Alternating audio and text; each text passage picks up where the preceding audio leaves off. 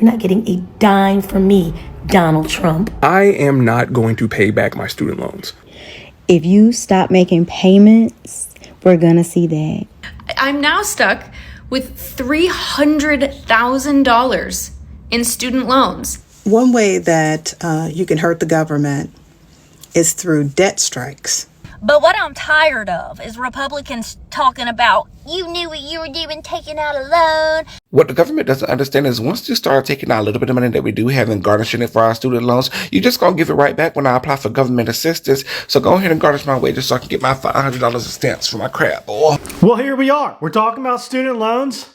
The government's figured out nobody's paying back these things, and people have figured out they're trapped in these student loans. And then some people are to blame. Some people are saying that these student loans are a trap, which they are. They're secured by your labor, as I've said in these videos time and time again. But on the horizon, debt strike. A lot of people are talking about they're going to do a debt strike. Y'all gotta watch these videos and see how far the rabbit hole goes. Here we go. I'm honestly glad that they coming after y'all fucking college students for this loan money.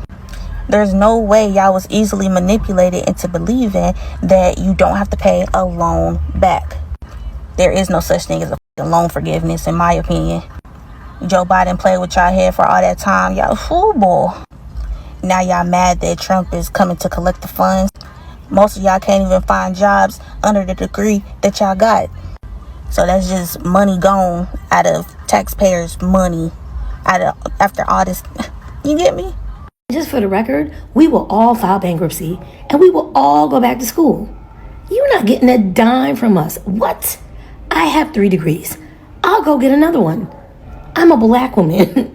Black women are the most educated populace on this planet. We go to bed, wake up, and decide, okay, we're bored. Let's go get another degree. Are you kidding me? I will take 2 to 3 credits per semester, per year, until the next administration gets here and figures this all out. You're not getting a dime from me, Donald Trump. Because see, what you don't understand, while you are trying to crush the middle class and destroy the lower class, we're thinking 10 steps ahead of you. You've been wanting that degree, go get it now. If you've been wanting that 2nd or 3rd degree, go sign up now. Sign up part-time. Get those credits. Stay in school as long as you need to wait out this administration. May 5th, you're going to be in for a rude awakening. Well, if she was so educated, she would know that student loans are non-bankruptable. If you took out unsecured debt that's non-bankruptable, that's the first problem. And second, I feel like she's abusing the system just a tad and just hurting everybody else. As somebody that would have loved to take out student loans to go to law school or business school or wherever, go someplace fancy. Instead, I went to Iraq. But it's just amazing to listen to people play the system and not know what the system is even comprised of when they're playing it. Like, you can't bankrupt student debt. The US government figured out a system to not just secure the loan with a high interest rate on an unsecured debt, they also figure out how to secure it with your soul. See, these student loans are secured by your labor. And at least with a banknote, you can sell the property and get out of it. Student loan? No, sir. You've got to work it back off because you don't have the cash to begin with. There was no equity. There was no security in an item, a tangible thing that was worth something, appraised by an appraiser. No, it's just, it's secured by your butt. So this administration has been trying to scare us to the point of folding ever since they've gotten in there by attacking literally every aspect of the average citizen's well-being.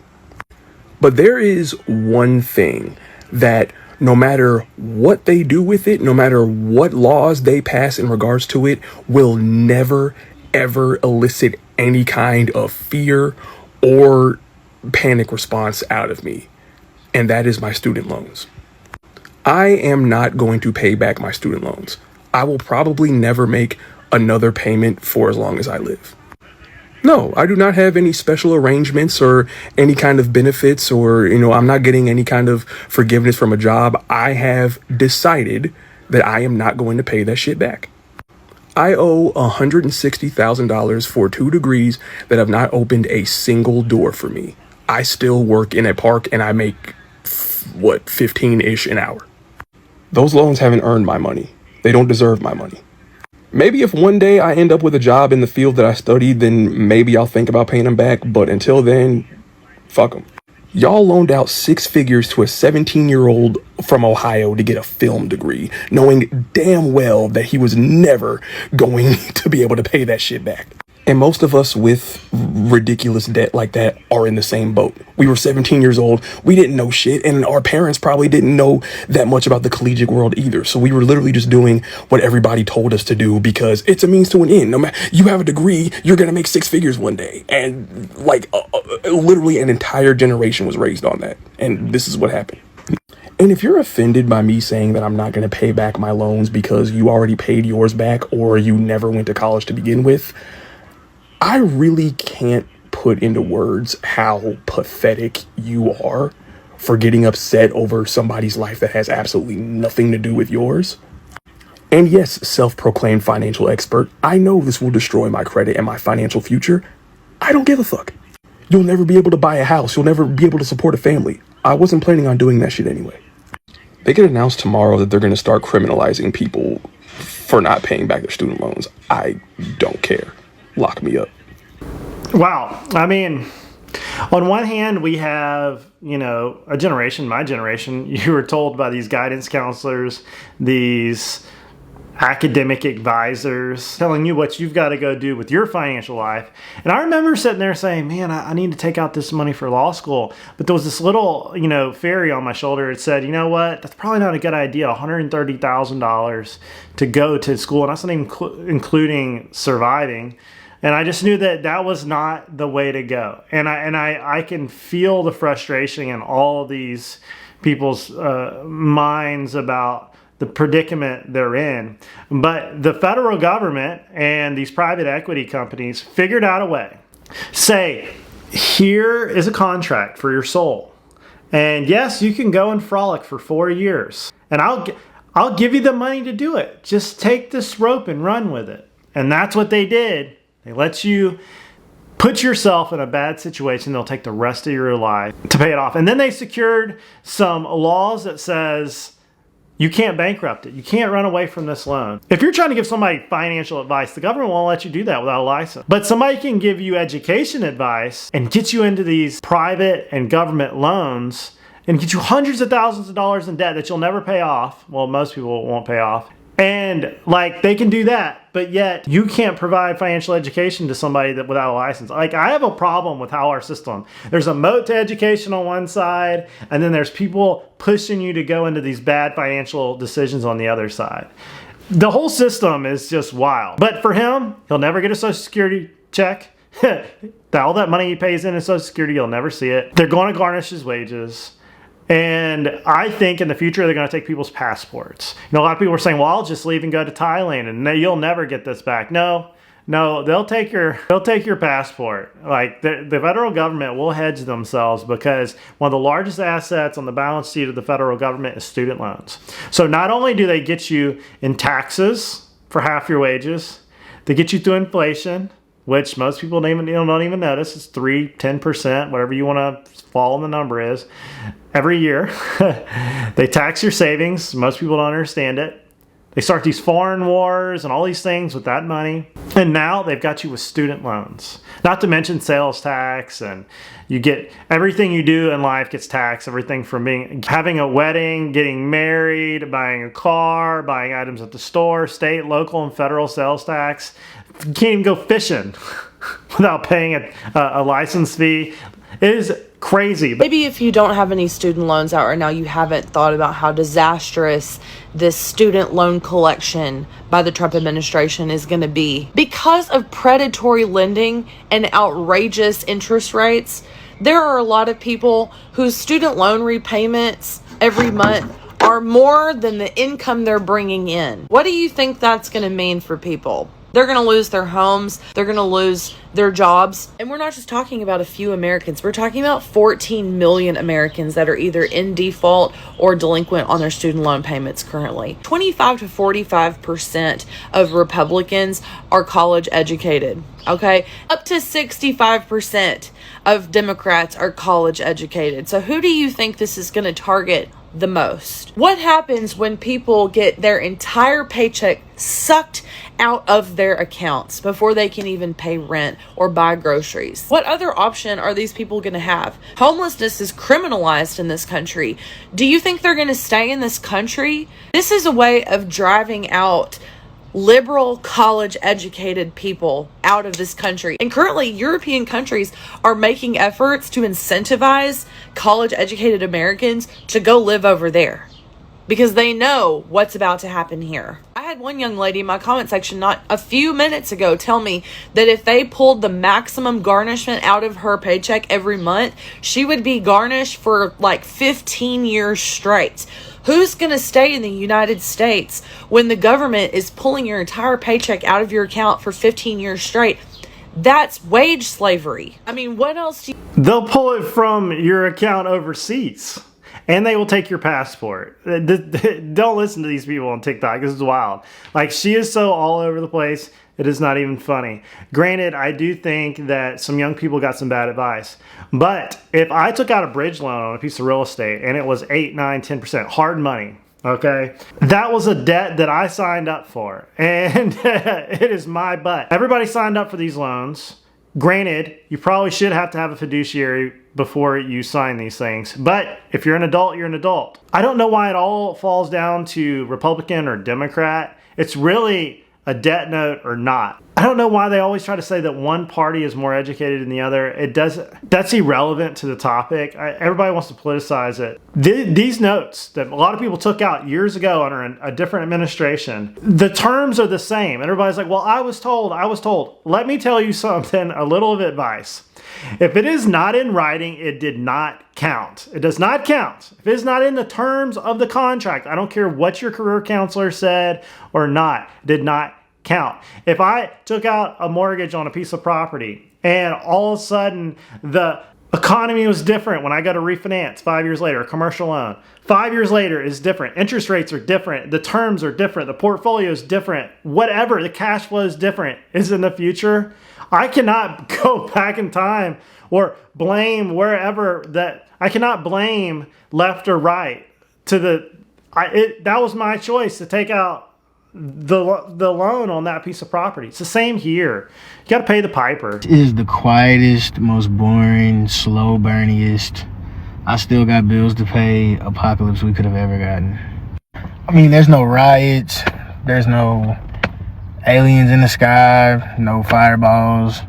It's just politics and bills. I said this the other day when I heard everybody arguing about could 100 men defeat one gorilla, and I was like, man, there's something else going on. Why are we arguing about this? And I realized they've got us so broken in half over left versus right, student loans, tariffs, price of food, that we're just arguing amongst ourselves about all this, and it's wild. Same. I was also planning on utilizing the SAVE plan to pay back my student loans, as well as the PSLF, or the Public Service Loan Forgiveness Program, to forgive parts of my loans. And you know what feels criminal is when I was a student deciding to sign my financial freedom away by taking out student loans to be able to pay for medical school, to be able to become a doctor and provide public services to the society that I reside in.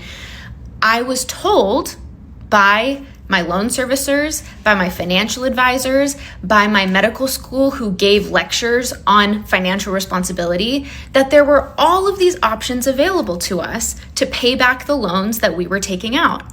And now I've graduated, Donald Trump has taken office, and he has redacted and abolished all of the programs that I was promised were present to help me pay for the loans that I took out.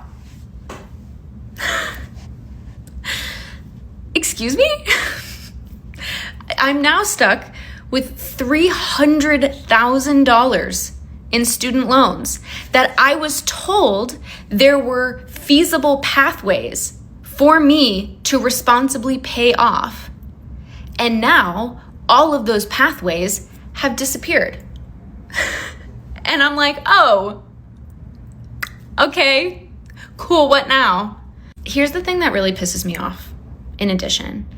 because Donald Trump and his administration and just conservatives in general want to act as though making feasible pathways available for people to pay student loans and even forgive student loans is somehow, giving away free money and somehow stealing taxpayer dollars. When in reality, when you don't create those pathways and you don't make it feasible for people to go into career paths that require higher education, that means that you're not going to have doctors, lawyers, engineers. Pathways, plenty of them. The Army, Navy, the Coast Guard, any DOD, any medical service industry would pay her student loans. When I was in the Army, one of my friends was a neurologist. She was a neurologist at Fort Hood. She joined the Army to get rid of her student loans. She was a neurologist. She's the only one on Fort Hood. And they gave her, she went in as a major. She was making 6 figures straight off the bat. She had a cush job as a doctor. Never showed up for PT formation, nothing. She got all of her student loans. She had to do her contract. And she got a specialty pay on top of it. One of my other friends was a surgeon on Fort Hood. He was a major, deployed with us to worked at the cash there on Cosmores. He had the life of Riley. He just did his doctor job, made 6-figure plus specialty pay, all of his student loans forgiving. I knew people in the Navy. I knew people in the Air Force. I knew people all over the contracting world there overseas. They were getting their student loans paid for. The feasible ability to get your student loans paid for is there. Okay, and I'm not going to take this one laying down. I will die on that hill. She is a doctor from what I can see. I know plenty medical services. I know plenty hospitals right now would pay for her student loans for her to go. She just doesn't want to do it. She doesn't want to go to the Dusty Valley over there in Iraq. She doesn't want to go to some of these battlefields and be a surgeon, or some of these places that are like, come here, we will do it. No. They want to sit in their little air-conditioned, nice little house and say, I can't pay my student loans. Now, if you did a deal and it takes a special program to pay that money back because you don't make it, you did a bad deal. You chose a bad degree program. You chose something that's it's not in the cards, okay?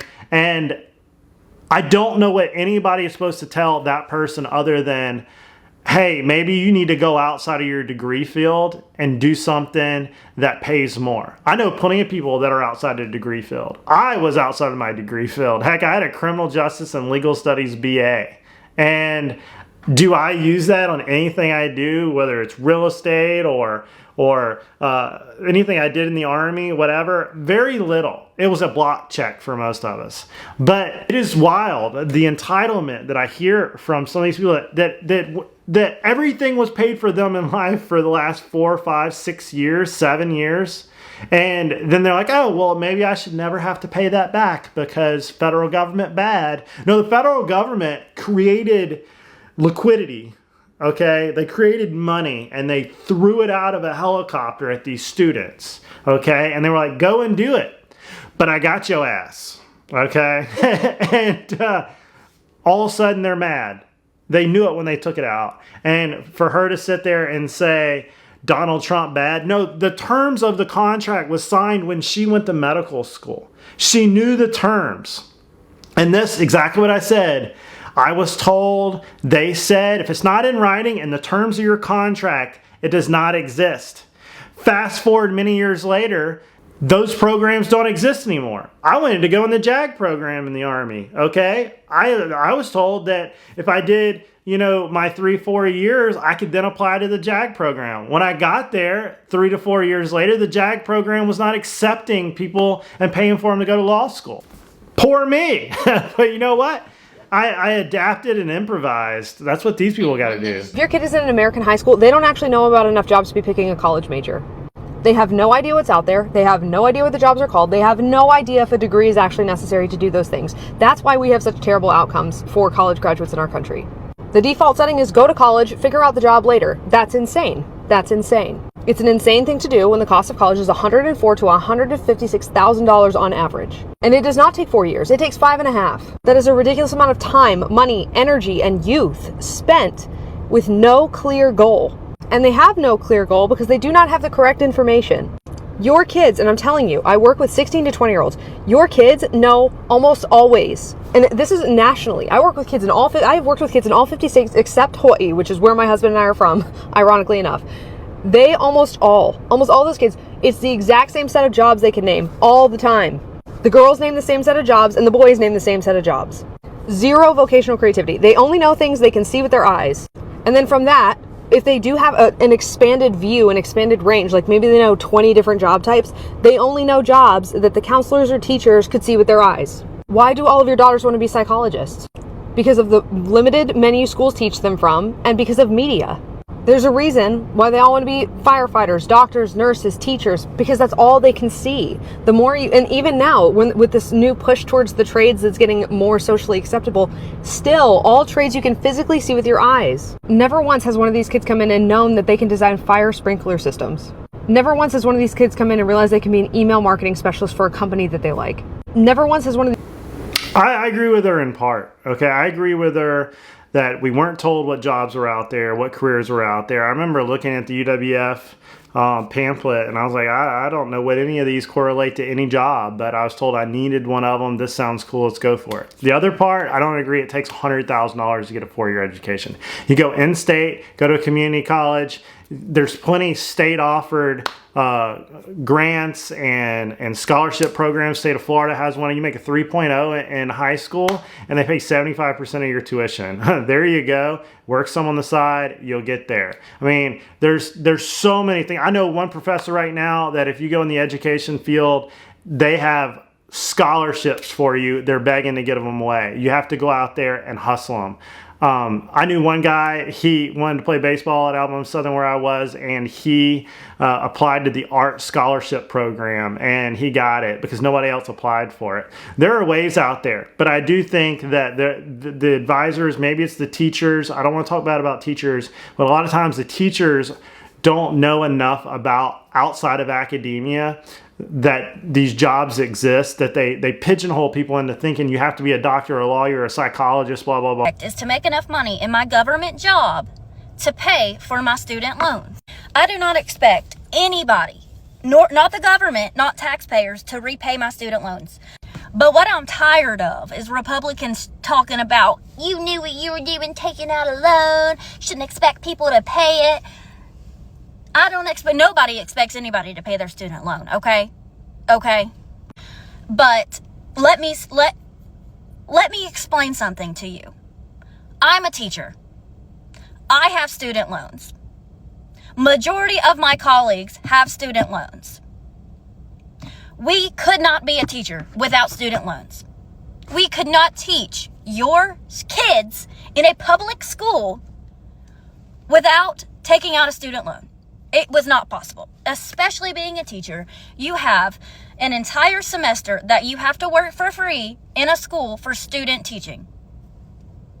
Some people cannot live off of that. I paid a rent. I paid my rent in college. I worked full time, all 4 years.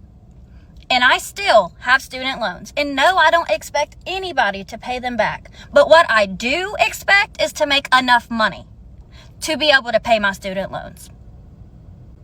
I expect to be able to make enough money in my government job or elsewhere, and by taking away the repayment plans, people are not going to be able to pay their student loans back. And that's the issue.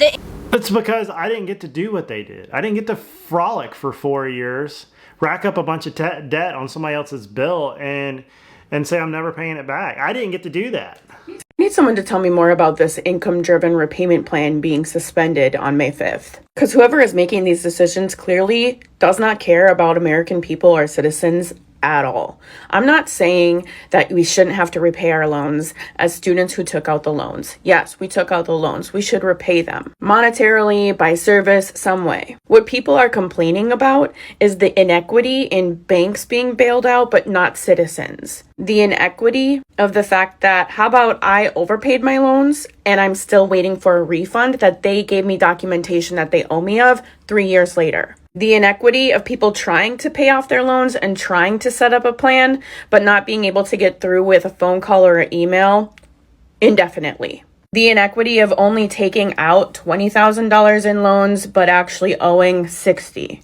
So if people on an income-driven repayment plan, which is supposed to help alleviate the cost so that you can actually still live, buy groceries, pay your rent, but people are going into default because even that's too much in this economy. And look, I am 100% on board with not sending money to these foreign countries, these foreign wars, these stupid politicians, good idea fairies, $1 billion for this, $1 billion for that, and then take that $1 billion and everybody go to school for free. I'm fine with that. The problem is that they still do that, and then we have this problem, and here we are. Hear these people talk, and they don't know the difference between an interest rate, principal, and an interest, right? Like if you took out $100,000, they're like, oh, well, why can't I just pay back $100,000? Well, it took you 30 years. And if there's between inflation and a rate of return, no private moneylender, no debtor is going to want to give you the money without getting a return. Pay it back quick and you only need $100,000. Pay it back in 30 years, you're going to need $1 million. And I don't understand the entitlement there. Like, I didn't take it out because I knew I'd have to pay back $1 million. I understand the thought process of, well, I paid back my loans and you need to pay back yours. Instead of just being like, well, I paid back my loans and I wish you never had to go through that. Like, why are people like that? On the internet claiming that you got your student loans taken off your credit report because TikTok told you to go dispute them. Don't apply for a home loan, okay? Just don't worry about it. We can see it. We're going to know, okay? We always know. We can see things that you can't see. If you stop making payments, we're going to see that. When you go in default, we're going to see that. It's going to be on cavers, y'all. You can run, but you cannot hide. All these little tips and tricks and hacks and stuff like that, it does not work. So while I love and I appreciate, because I sit here before you with, I don't know how much money I owe anymore. I think I'm at like $130,000, $140,000. I have no idea. I didn't borrow that much. I borrowed like $80,000 for my undergrad and my master's degree. And I lived on my loans for my master's degree. But the point of the story is, y'all, you can run, but you can't. I don't think you're going to fake the system. Let me tell you, mortgage lenders, they know. They know. But here's the thing. If you would have took that 150 in, say, 2017, let's say, like for me, like, if you would have took that 150 and dropped it into real estate in 2010, 2015, 17, 18, that would have been an amazing rate of return. But instead, you gave it to somebody else. Debtor is slave for the lender, and that's what we're seeing right here. You are chained to the keyboard until you get that money back. You didn't get to invest in real estate. You didn't learn how to flip. You didn't learn a skill set outside of that career core function. And that's how many of us entrepreneurs made our money, was outside of it. Instead of taking debt out and giving it to somebody, we took that debt and we put it into equity, put it in assets. We learned skills, and it exploded.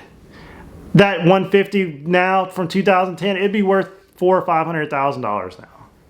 And you might actually be living in it and you have a paid off house. We were sold a bag of goods by academia, and it is frustrating.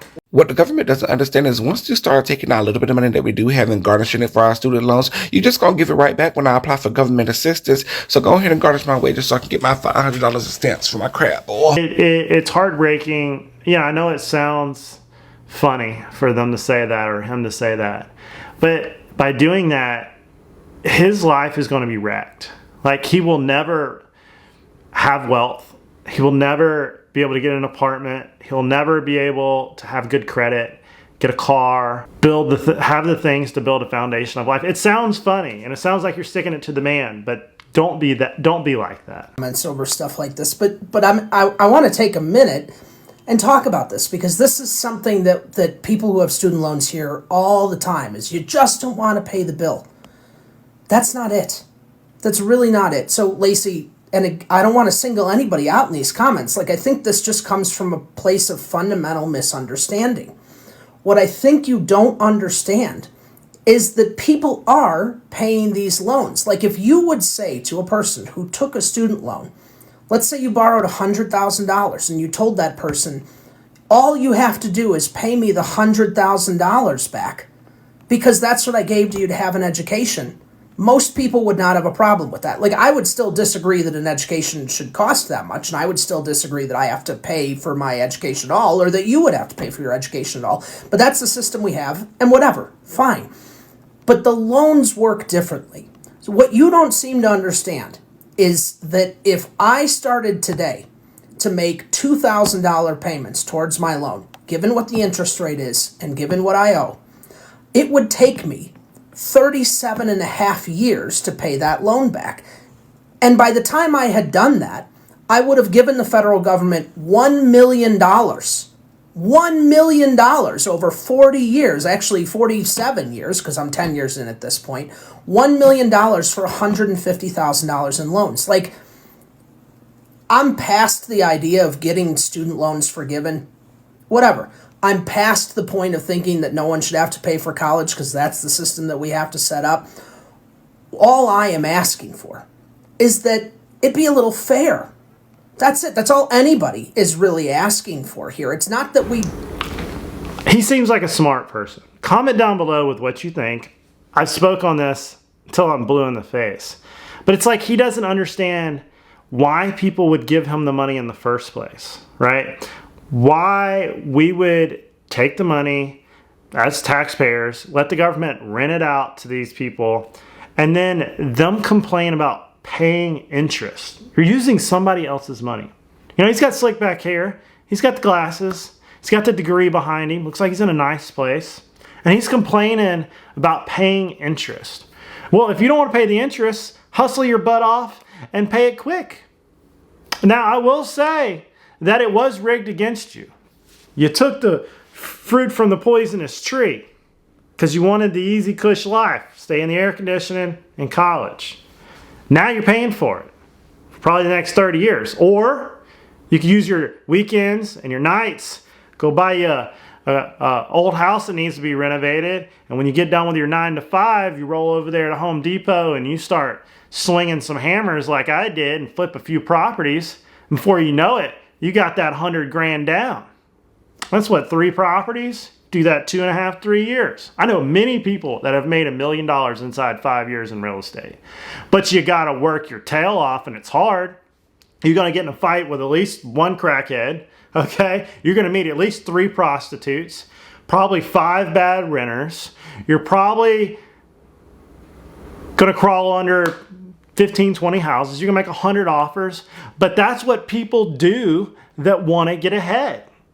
And yeah, the system is rigged. Yeah, there's the haves and the have-nots. But you know, a lot of the haves I know started at have-nots. Here's a factor somebody disagreed with me last video. Most millionaires right now, first generation. First generation millionaires. A lot of billionaires, go look at the list. First generation billionaire. But you know what? They outwork everybody. I know a billionaire, and you know what? He outworked everybody. I can't even fathom the amount of output he put out. And I don't even think he was a billionaire until he's like 50 or 60. And it is wild to hear somebody say, I can't do it. Yeah, inside the 9 to 5, you're working for somebody else, bro. Do it for yourself. Go learn some real estate. Learn to sell. Learn how to build. Learn how to build a business outside of your 9 to 5. And I guarantee you pretty soon, you'll get rid of that 9 to 5 and you'll go to your business. You're about building wealth, generational wealth, not about, I can't even pay back my student loans because... One way that you can hurt the government is through debt strikes. And according to this article, well, it's not an article, it's kind of a list. It says debt strikes. Refusing to pay back student loans, medical debt, or certain types of credit card debt in large numbers would shake financial institutions and force policy shifts. The government and banks rely on steady debt payments for revenue. I know everybody wants to stick it to the man, and they think in scale, if we just all stop paying, we could solve things. There are many people out there that this would destroy, okay? It would not only would it destroy the bond market, a lot of these lenders, everything would, industries would dry up overnight if people just didn't pay their debts back. Not to mention, our whole system is based upon contracts between one party and another. And you said you were going to pay it back, and all of a sudden you're not. Nobody would ever lend money again for anything like this. There would be no student loans. There would be no going to college unless you were rich. Like, this would truly become a have and a have not. Because just like in the old days, there was a moat around college that if you weren't rich, you didn't get to go. The GI Bill helped a lot of us go and break that moat. And then student loans. Okay, many people pay off their student loans. Okay, many people, as they get wealthy, they pay their student loans down. And then some of them still live the credit card life and the big fancy mortgage, because they'll let a doctor get a fancy mortgage. But I know a lot of them that 100% finance it also. So this idea of debt strike that's coming around is not the way. And everybody wants to blame the rich guys. Well, I happen to be more in the line of those rich guys create a lot of opportunities for a lot of other people. They've created businesses, they've created jobs, they've done a lot of things, and they pay more taxes than the bottom 1/3. Because most of the bottom 1/3 don't even pay taxes. I think 50% of people don't even pay taxes. And they're like, oh, pay their fair share. Elon Musk has paid more money in taxes than most everybody combined. A lot of the bottom 1/3 combined, okay? And he showed up here with what, $50? A bus ticket, $50, and he became one of the richest man in the world? That's wild. That's what America was built on, not blame everybody else because you can't do it. Now, I will say it is getting harder, and the pot is getting slowly hotter to the point where it's really hard to get to the top 1%. Please listen to me and stop listening to these random people on TikTok. Also, I wrote an entire paper in grad school. It was like my big project over the student debt crisis. I know this shit is real, and I know that it's a huge burden on millions of us. Stop listening to these people on TikTok saying if you send this email, submit this form, call these people, your loans are going to be forgiven, because they're not. Y'all still got to pay your student loans regardless of what happens with the Department of Education. These loan providers work with the Department of Ed to loan us money for school. When you take out money for school, they send those loans to these private loan servicers. But because you got it through the Department of Education, they're still eligible for some loan forgiveness programs. But the reality is that those loan forgiveness programs are probably going to go away too. Y'all have got to pay your loans. You don't owe the Department of Education money. You owe these private loan providers money, and they are going to want their money. Stop listening to random people on TikTok. I have a master's degree. 100%. He's totally right. What do you think? Comments down below. As a first-generation immigrant, my parents didn't have a lot of knowledge about college. I ended up signing for a bunch of loans when I went to pharmacy school, and I have about $140,000 worth of student loan debt. Half of that is private student loan debt, which cannot be forgiven under the Public Service Loan Forgiveness Act, and which I don't even know will exist anymore under the new administration. So when I graduated, I started panicking, and I had a $1,200 a month payment just for my private student loans. That's not including my federal student loans. I had to figure out how to refinance, and when you are trying to refinance, you need to qualify with income, and clearly my income was not supporting the amount of loans that I had taken out. Very frustrating for me to figure out, and I hope that girls that are, first generation immigrants can do a proper cost benefit analysis. I know that's hard to ask for when you're 17 and 18 years old, but please talk to other people. Again, I didn't have cousins here, I didn't have family here, I didn't have anyone to reference. I am the oldest child. Again, it's not everybody's case. My husband has a very different background from me. He did his undergrad at Columbia University. His parents paid for his schooling, so he comes from a place of privilege, which I wish I could have related to, but I can't. Sorry, I got distracted. I was doing my makeup. But what I'm just saying is, if you can, always choose the cheaper college option, unless... I agree. In-state, pay cash, try to get as many scholarships or whatever as you possibly can. Do your best, and if not, go in the military. Go someplace that's paying, offering. Go to state service. If you're an attorney, you can go work at the state attorney's office. I think they have a program to pay off some of your student loans. There are ways, okay? And you can't just go out of state to a top tier school because it's Ivy League. They sold you a big bill of goods. The only reason I can see why you go to these top tier schools, whether it's MBA or law or medical, network, okay? in medical, you're trying to get on that one position when you get out, high paying, or law, you're trying to get to that top tier law firm that's paying you $300,000 or $400,000 a year. But I'll tell you, first year law school or first year law student, they're going to work your face into the ground. Okay, if you're not doing 100 hours a week, you ain't trying. Figure out what you want to do in life, but odds are that first shot in life, it's not going to be correct. You're going to deviate from whatever your degree is. Whether it's law and you go into something else, it's engineering and you go to something else. You never know where you're going to wind up in a career. And I would say, really, no plan survives first contact with the enemy. Your degree, when it meets the world, when you get out there in the world, you're going to start figuring out things that you didn't even know existed.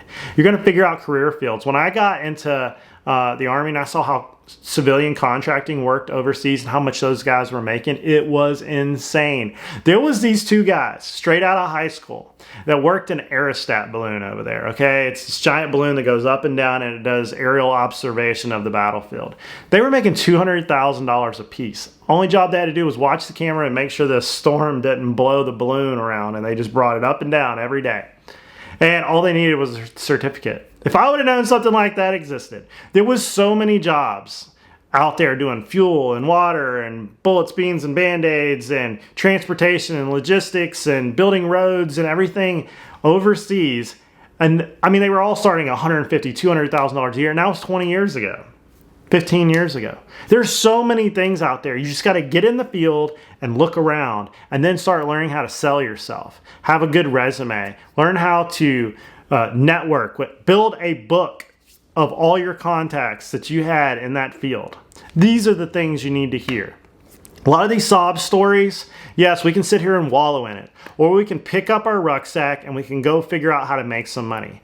$100,000, you can start a second business. You could be a real estate agent on the side. You can do a lot of things that you can make that extra money. It is possible. You can bartend on the side. You can pick up extra hours. You can even start a business in the field you're working in on the side as a consultant, whatever it may be. There are ways to do it. And you've got to grind. It is tough. Or don't take the money out. Figure out another way. Okay? Pay cash. Go in-state. Go to the community college. Don't let somebody tell you can't go to the community college. Go to the community college the first 2 years, then your second 2 years, go somewhere else. Okay? You got to learn how to do it cheaply. We all knew how we had to eat ramen noodles, rice and beans, and do this stuff cheap.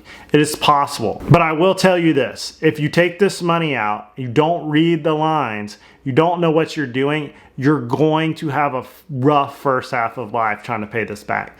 Most of these people, they got a bad degree. They refuse to go outside of it. And if it takes you that many years or whatever to get a job, you picked a bad program.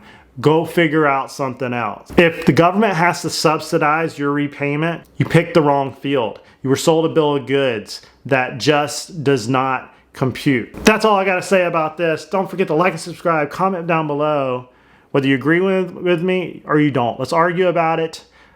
I know it's terrible. It is terrible. But here, this is where we're at. And this is not going to change. Politicians are not going to change this. They're the ones that structured it this way. Student loan forgiveness, we're seeing. Supreme Court said it was unconstitutional. It's not happening. They're not just going to forgive it. What they might do is refinance it. Okay, that's what they always do. They just figure out a different way of refinancing it. And I guarantee you, if they do that, you will be the one that loses. The only way to do this is to pay off your debt. Until then, you'll be slave to the lender. We don't do debt, we pay cash. I'll see you guys later.